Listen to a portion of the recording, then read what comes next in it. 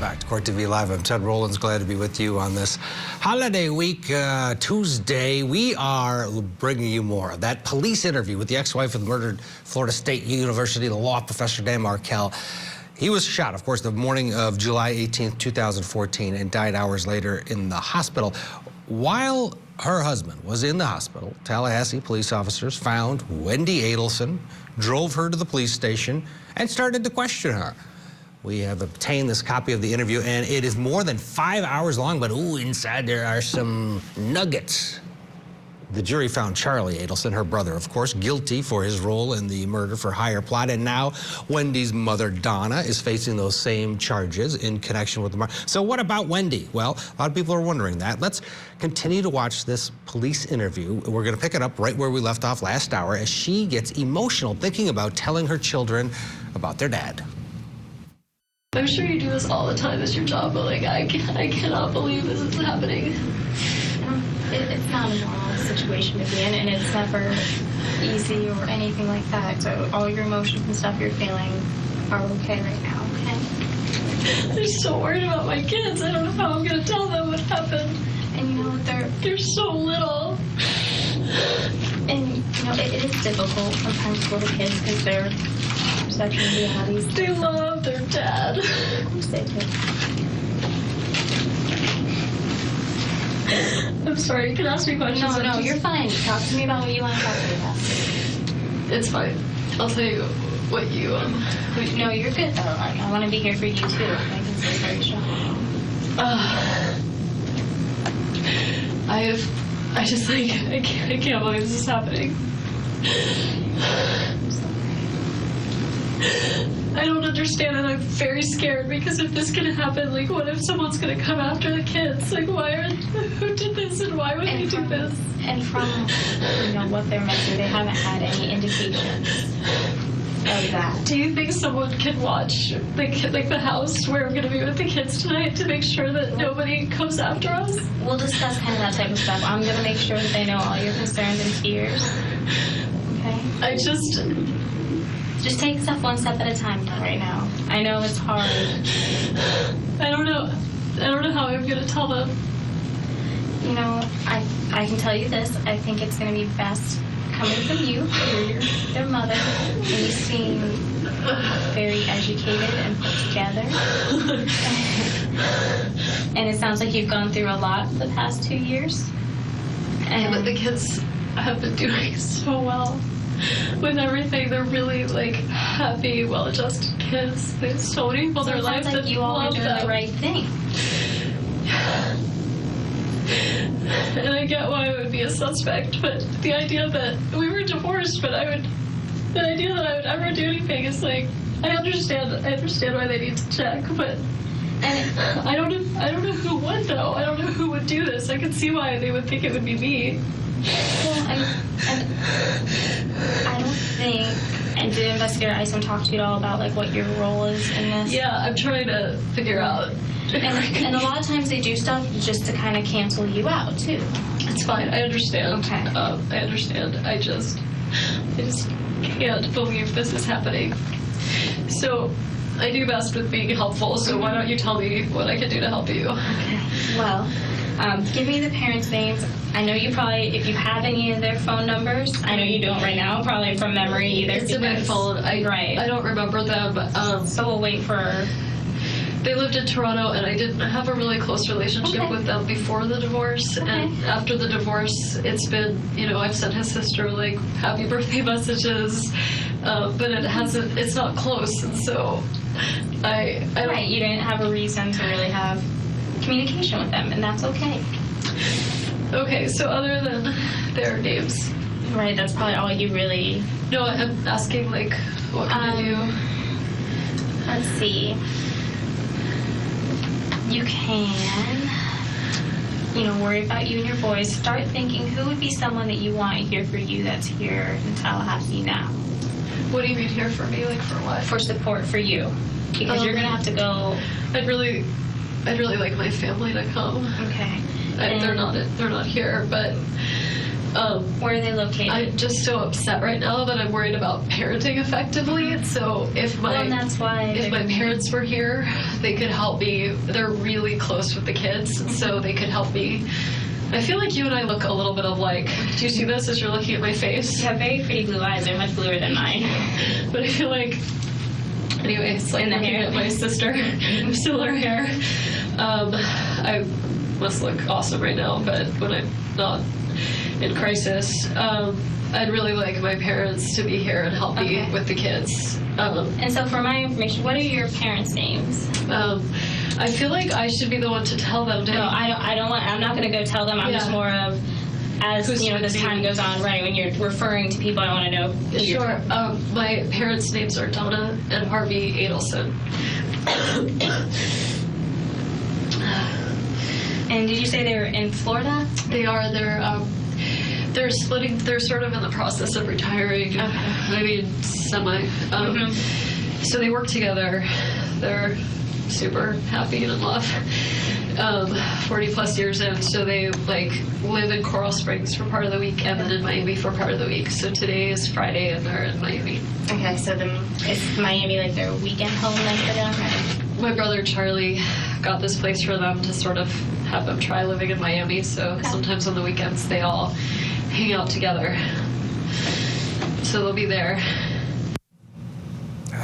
Naming them all: Charlie, Donna, Harvey, and Wendi, and Philip. Oh no, Philip is going to join us right now. He's Philip DeBay. He's in Los Angeles. What do you think of this interview here? As you know, we know so much more now, obviously, but when you watch her, anything stand out to you?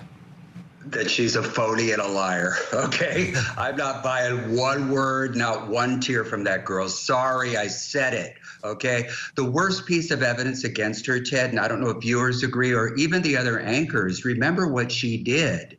She befriended Jeff Lacoste. I think it was on a dating website. And ironically, it looked like she was trying to find somebody who drove a car that matched that Prius that Luis and Sigfredo drove from Miami to Tallahassee twice. Because what it looks like she was doing, first of all, is sending her new boyfriend out from Miami all the way to Tallahassee on some type of an alcohol run or some type of an errand, ironically, right in the neighborhood where Dan lives, and ironically, in a car that matches that Prius rental that Sigfredo and Luis were driving, almost as if she was trying to set up the perfect defense for her and the family, that the new boyfriend did it for Wendi so that they could have a life together and get him out of the picture. I find it devious, I find it sinister, and frankly, it is an overt act in furtherance of a conspiracy to kill. If that is the prosecution's theory of culpability, should they file murder charges against her or conspiracy charges? And that's, she has not been charged with anything. She's been interviewed, Correct. and she's Correct. been a lot of speculation around her role in all of this. And the big question is if she's saying that, well, Charlie and mom and dad, and dad hasn't been charged either, they just killed Dan as a favor because they loved me, but they didn't tell me. That doesn't pass the smell test, does it? No, because first of all, remember, she gave up her brother to the police. Remember she talked about how, buying a new TV is cheaper than hiring a hitman, this type of stuff. So obviously she had it in the back of her head that the whole subject was even broached, that the whole subject was even raised. And instead of saying, get that idea out of your head, knock that off, please. We go through a peaceful process. We go through a legal process when we have a problem within the family or with ex-spouses. But no, instead it's almost as if she turned a blind eye to everything and then sent this new boyfriend on an odyssey to Tallahassee, ironically in a car that matched the rental driven by the two shooters. I just find it a little too coincidental, frankly. Now, I could be wrong, frankly. And I'd have to hear what else they would have in order to convict her with evidence beyond a reasonable doubt. But from where I'm sitting, Ted, she's the only one with the motive. Right. Why else? Why? Who else? Remember, she was in nasty custody litigation with the courts and with her ex. She wanted to live in Miami near her folks. and wanted to be completely away from him. Nobody else would have a motive to do this. And she's the one with the legal mind and would know what quantum of proof would be necessary to pull it off and to raise reasonable doubt as to herself. I'm sorry, I don't trust her. Yeah, well, the other little part that of the equation does make sense. She's in the neighborhood, sees police activity outside of her ex-husband's home, and doesn't do a thing. And he's got custody of the kids that day. Luckily, they're at daycare. But really, you're not going to go running up there and saying, what's going on? Yeah, and not only that, if you remember, Ted, the area where Dan lived was just sort of like buried deep in a densely sort of populated residential area, as opposed to just an industrial area or a mixed use area of commercial and residential properties. She would have no business even being in there unless she was on her way to that house or to an old neighbor. You know, it'd be one thing if she was off to a commercial area to pick up something, I don't know, some item for a party or whatever thing that they were going to host. But no, she found herself deeply embedded in that residential enclave where he happened to live. And she would have absolutely no plausible explanation for being there. The only thing I could think of is if there's evidence that there was a detour on the major highway because of construction or a roadblock, and she had to turn in that way to get into the residential neighborhood. But otherwise, she had no business being there. Yeah, and okay, she is there. She has, yeah. There's been no way you wouldn't go investigate if that house is crawling with cops. You'd be like, what is going on? You'd be like, oh, I hope Dan's in trouble so that I can keep the kids and we can move to Miami. No, she ignores it and drives away. Let's get a break. We'll get back to more of Wendi as she asked police, how did they find her? I was out to lunch with my friends all day. You guys were able to track me down. That's interesting. That's next. We are moving closer to trial in the case against doomsday prophet Chad Daybell. Prosecutors say they will seek the death penalty against him. Investigators have recovered human remains at Chad Daybell's residence. There's no way, Logan, I can never come up with this. His wife, Lori Vallow Daybell, has already been convicted. Now, will her husband end up with the same fate? It's just so hard to know where the truth ends. It's the doomsday prophet, Chad Daybell, on trial.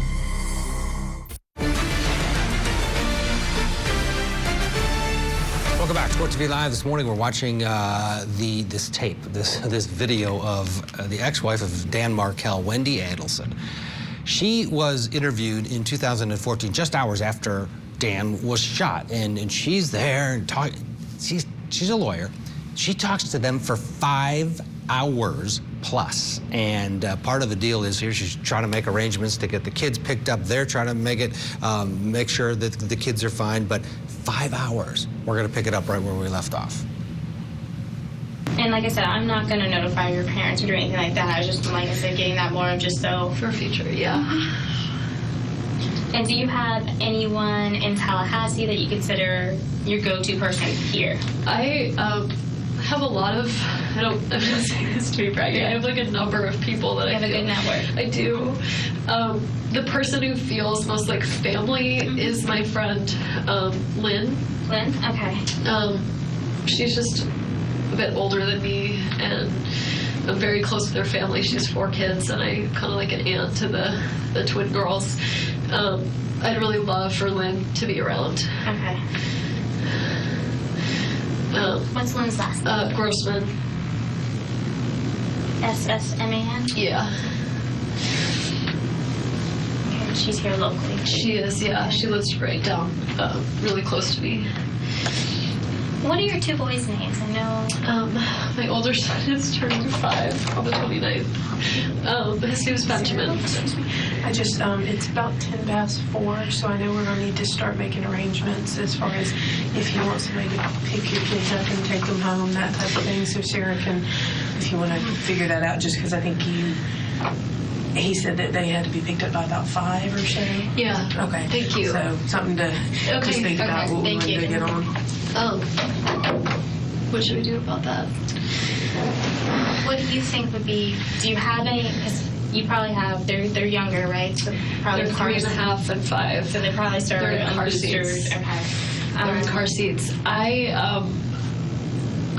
am in shock right now, so I could probably be functional to like drive a car.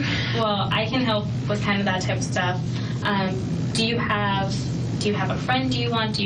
I mean, I would. If Lynn is here, I don't know if she's in town. It's Friday? Yes. I don't know if she's in town this weekend. If she is, I would love for her to be with Lynn me. would be your person? Okay. Yeah. And then if Lynn's not, do you have a kind of backup person you would think? I do. I have a lot of friends who have kids, so they have their own responsibilities. My friend Jane, who actually I think used to be a victim advocate. Okay. Jane would be a really good choice. Jane McPherson. Okay. You probably, and I might be able to get these numbers, but Because she doesn't have kids. It's all on my phone. I know, it's okay. I know, I don't have anything memorized either. So. Other close friends that I would have be with me right now. I have this really close friend whose husband died last year, who has a kid, and we spend a lot of time together, so she'd understand, but I don't want to do that to her. Okay. Well, and I think maybe between Lynn and Jane. Hopefully one of them. Okay. Oh, Jane might be traveling. It's just summer, people are traveling all the time. I understand. Who else might be here? What do you think? Lynn and Jane would be kind of a good start? Yeah. What I'm going to do, I'm going to go check and see how long on your phone, so that way we can kind of start working on those things. Okay. Some things for you to think about when you meet your boys. And I'm sorry, it's really hard. I just don't know how I'm going to tell them that. Well, you know your boys better than everyone else does, right? Right now, they were expecting, I don't know if Danny told them or not, the plan was he was going to take them swimming this afternoon, which is sort of out of the ordinary. Okay. Normally, I would just pick him up, but I think he's leaving town for the weekend. I just think he wanted extra time with the kids. So he was going to take them to Truesdale and bring them to my house. So sometimes plans change. Right. Like, sometimes his flights are delayed from New York, and the kids say, I thought, they call him Abba, which means father in Hebrew. They'd say, I thought this was an Abba day. What are you doing here? Okay. And I'd say, well, Abba's flight was late, so it's going to be a mommy day for a little while. So if there was a plan they were expecting, it would have been the go to the pool plan, but they knew that it was time to be with me. So they knew they were going to transition into normal time. for them would have been mommy all weekend, mommy all week, and then Wednesday Abba. Okay. But you were saying, so for them, this is what they expect, is, I think, for me to come pick them up. It's very normal. Okay. I don't know if I can drive my car right now. And that's why we're going to try to see some friends, kind of try to work out what options we can to help you, so you might not have to do that, okay? Okay. So let me go check on your phone. Okay. And then I'll come back and kind of let you know and see maybe how long that would take, or see if I can find some phone numbers. My two friends that I was with for lunch when they came and found me, how did they find where I was? I have no idea. I mean, did they just search for my car? Like, I am just amazed. I was eating with two girlfriends. They're both psychiatrists. Okay. So they'd probably be good people to talk to. Okay. One of them is a child psychiatrist, so I just feel she like might be a good person to talk to, especially about how to talk to the boys. Okay. I'm going to be right back. I'm fine. As far as I'm going to be, so I'm fine. Do you know where Lynn or Jane work? Because we're going to try to find some phone numbers for them, or maybe some work numbers. If they work at. So, Jane is a PhD student. She's working from home. Okay. Lynn works. I'm kind of forgetting what the name of the place is that she works. She does like Holocaust recovery stuff. Department of Financial Services, maybe. It's not DBPR. It might be DFS. But her husband. She works for the state, though. Her husband and I are close to, like, I'm friends with the family. Her husband's name is Alan Grossman, A-L-L-E-N. And he has his own law firm in town, so he should be really easy to find. Okay, It's like Grossman, Furlow and Bio, maybe. Do you know what street it's off of by chance? Probably downtown. Okay, that's good. But you can find him and find that number, and he's usually at work. I'm trying to think. All of my really, really close friends live out of town. But yeah. Okay. And go. I'm gonna try to do just some Google stuff real quick, and then I'll come back. Okay. God, we really should start memorizing more phone numbers. I used to know them. It's just technology that makes it easier for us. I'm going crazy in this white room. I'm sorry. I know it's not like pictures from No. I just feel like I'm in a Twilight Zone, and I keep picturing the kids like at a funeral having to say goodbye to their dad, and I just take can't it one believe step I at have a to do time. this to them. Do you want me, when I find their numbers, is it okay if I call your friends? Yeah, okay, it's you want fine. me, and I can go and tell them I that could you really use some help taking care of the boys tonight. Of course. I'm trying to think of who else I would call. My closest friend in town is on vacation right now with her family. Well, we'll start with Lynn and see kind of where we get from there, since she... Okay. Okay? Hey, Wendy. Another kind of question we have, do you want, if we get in touch with one of your friends, you think it's best if maybe they picked up the kids first, or... Just because it's 4:15 now, I didn't know time-wise what we'd be looking at. I just don't want to bring them... I was about to say I don't want to traumatize them, but they're about to get plenty traumatized. And they can take them home. Right. I just don't know what would be less upsetting for the boys. That's up to you. What I would most like... Or we can make arrangements with the school and just say, look, it's going to be a little late. You need to work with us, and Mom and a friend will come. I think they do keep it open till like 5:30 or so. So what I would most like would be to pick them up myself and have someone with me in case I don't feel like I can drive well. That's fine. And Lynn would be your first option to come here. Lynn would be my first choice, or Alan, her husband. Okay. And you're okay with me speaking with them and telling them to come here? Yeah. First, and my car is. We have the cars here. Oh, they got it here. I think they were bringing it here, and I think. Did they take my keys? I don't How did know. they get the car here? I don't know. I guess you guys. Well, I may be wrong. I thought. And Investigator Isom, it may still be at the other place, was going to touch base. Oh, okay. I may not. I may be wrong. Was going to touch base with you about, because I know he's done a bunch of different stuff as far as doing your hands and all that stuff, to see if you'd be willing to let us look in your car to see if there's anything, you know. Okay. Search the car. And so he'll have another form for you to do. Fine. Okay. So I will call them, and the question is, I will not tell them what's going on until they get here. I would tell them. Okay. I just didn't know them driving. Are they good friends with him as well?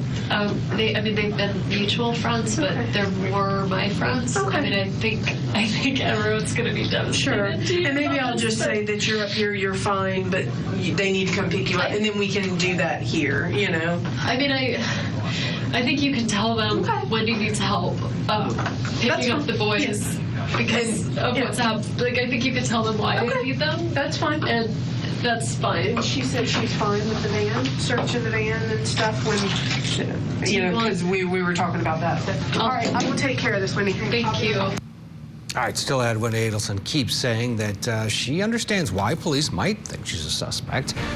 More of interview coming up. Stay with us. We are moving closer to trial in the case against Doomsday Prophet Chad Daybell. Prosecutors say they will seek the death penalty against him. Investigators have recovered human remains at Chad Daybell's residence. There's no way, Morgan, I can never come up with this. His wife, Lori Vallow Daybell, has already been convicted. Now, will her husband end up with the same fate? It's just so hard to know where the truth ends. It's the Doomsday Prophet, Chad Daybell, on trial.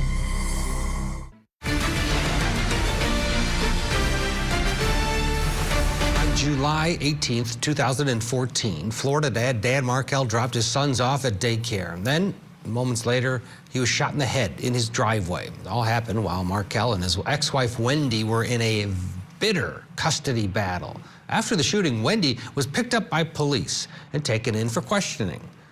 We're watching that right now. Let's pick it up right where we left off. We got an alternative for the kids. What's the alternative? Right now, Joanna's calling one of her friends that she gave us and trying to see if they can have the friend come here, right, and then they can go together and pick up the children. That way she'll have a support system. Right, so. Absolutely. The receipt you just rolled up, what was that for? That was lunch. I was trying to find the receipt from the bourbon, but I may have put it with the bourbon. This is from yesterday. It's lunch.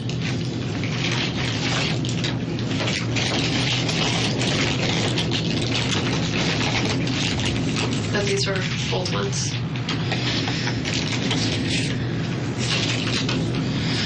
I was looking for the bourbon, but I must have put it in the bag with the bourbon that I kept in the car. Can I hold on to this one for Mosaic? Sure. Do you need it to balance your book down? No, okay. Sorry, that's fine. What's this? I just didn't want you to think I was crumbling up other receipts. No, it wasn't for that. I just was thinking before. No, I just thought I would find the bourbon one. Yeah. But I must have put it in the bag. Just looking at the dates.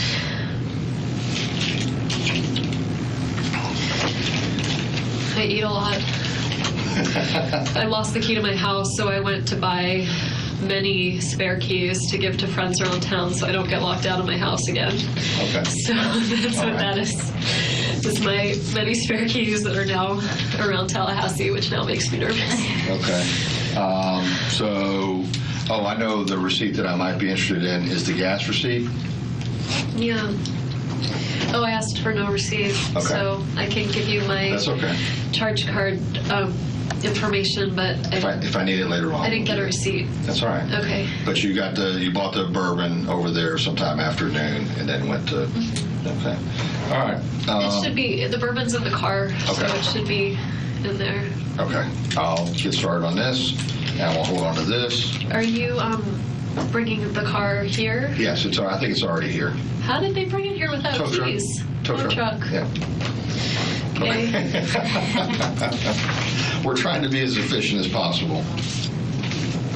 All right, so we're working on the Yep, Joanna's trying to make contact now with some friends. Okay, and then they'll come here, hopefully. Mm-hmm. Okay. Hopefully, as long as she can get. Do you think I need to? I had like a whole weekend of plans ahead with the kids and stuff. Like, should I start contacting people and let them know that like I can't?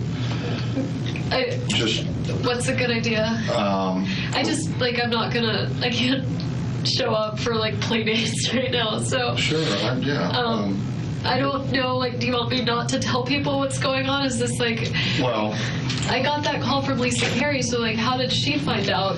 Well, she said she saw something in the neighborhood or heard something. She said she heard there was a shooting on Trescott. I thought because she's a real estate agent, maybe she was rolling around and she saw Trescott. But how did is it on the news? Well, I can tell you that there was news media out there with cameras, but I don't know if anything has been reported as to the specific address. Okay. I don't know what our public information office has released. I'm asking for you, okay. I don't want to make this. She wants to know what she can tell people or what she can't right now. Which, in terms of making things better or worse for you.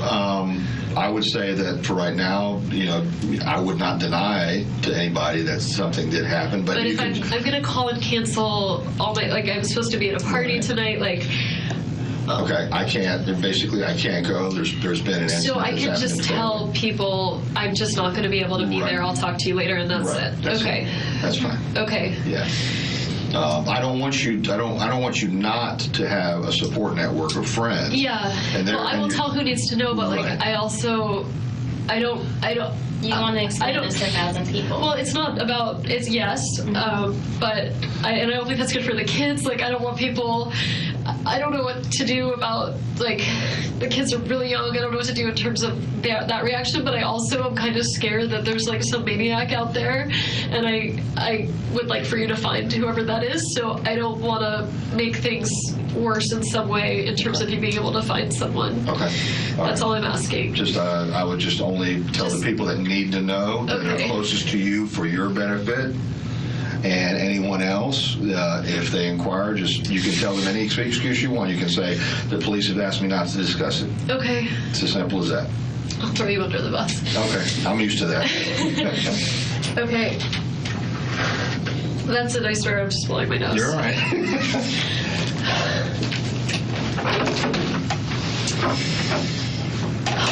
Sarah, your job is very hard. It is.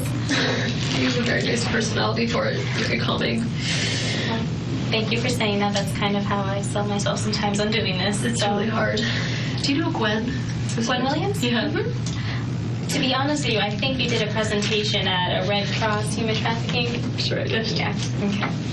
Because At Salvation Army? Yes. Yeah, that was me. Yeah, I thought so. Because when they were kind of telling me, you know, who I was going to be talking with, I was like, that sounds familiar. And I had the boys there that morning, and that's why I, like, talked to them. And I remembered you talking about your boys, actually, too. Well, it's good to see you again. Sorry, under these circumstances. I feel like I'm in the middle of a nightmare.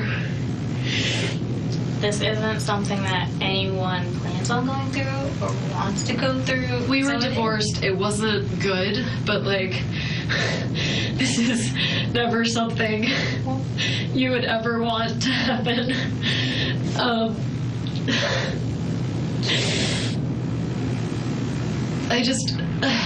I understand why I'm a suspect. I guess I'm not a suspect. I understand why you would think that I would do this, but not you, but... Right. I'm just worried about the kids. And I'm so sorry for his family. And for his children, who are now going to grow up without a father. She said she was at the beginning of a nightmare, or the middle of a nightmare. She's actually at the very beginning of a nightmare that's now 9+ years in length. Philip DeBay still with us. Anything stand out here? She seems to really be trying to connect with the interviewer, thinking that might get her out. Oh, please. I hear nothing but perfidy and insincere tears, okay? Did you hear what she said? She says, I wrote this down, I feel like this is the end of a nightmare. In other words, tears of joy. Yay, it's finally over. He got his comeuppance. I can move on with my life. I can go to Miami. I can be with the kids and not ever have to look back. I don't have to pay a family law attorney $700 an hour anymore to litigate custody. It's all over. Yay. You know, that's what I'm hearing, you know? And then, of course, she doesn't shut up. And you would think, as an attorney, she would have the presence of mind at a minimum to stay silent or lawyer up. What does she think? Does she think that they're putting her in an interrogation room just so that they can console her and make her feel better and deliver the bad news? They are collecting evidence. Do you think she thought for 1 minute that up in the light fixture that there was a 3D HD quality camera with lighting operating and picking up everything that's going on in that room? I don't even think she realized that was happening. And now look, they have this evidence against her. I'm so sorry. Seriously, if Donna is next, I think Wendi is on the road to perdition. Yeah, and one has to wonder about Harvey as well. But the thing that, you know, you think about Charlie's trial, Catherine McBanoa was a big deal there. And Catherine McBanoa had at least one conversation with Donna alone on a beach. There's a connection that's close between Catherine, if she's going to be the big witness again with Donna's trial. They don't have that with Wendi. What is missing? Because common sense says, well, why isn't Wendi being rounded up as well? What, from your perspective here, is possibly missing? And are they waiting for Donna and then maybe Wendi's next? I think what's missing is the digital evidence trail. If you remember, Ted, what prompted this whole investigation and what led everybody to Sigfredo and Luis was that their cell phones pinged off a tower right near Dan Markel's house. And they followed those pings from Tallahassee all the way to Miami, and they saw that those phones had made that trek twice. And then they got a search warrant and looked at the call records for both of their phones, and they saw calls being made to Catherine. And then they got Catherine's records, and they see constant communication between Catherine and Charlie. What is missing here digitally is a link lumping in Wendi into all those communications. Because trust me, if they would have had that, I think maybe all of them would have been tried in one fell swoop. So I think they're doing it in piecemeal in the hopes that everybody will flip and testify against each other. Because I do predict Charlie will flip. We're all going down with the ship together. I'm not taking the fall for you. You know, look, I did you the favor, but you're next, sister. And that's what I do believe is coming. That's just my opinion. Yeah, it is interesting to think about that family dynamic. As close as they were, a few months, few years behind bars, that is going to make a big difference. Of course. Do you remember, I don't know if you reported on this one, Ted, back in 08 or 09 out of Florida, Dalia DiPolito. Do you remember her? Oh, yeah. She solicited a hitman to kill her husband. Remember that? It was an undercover cop. And then when they delivered the bad news that your husband was dead, she put on these insincere fake crocodile tears, and all along she orchestrated the whole thing. She's still in prison. Yeah, she is. She said it was just part of a reality show. That was that was a great case.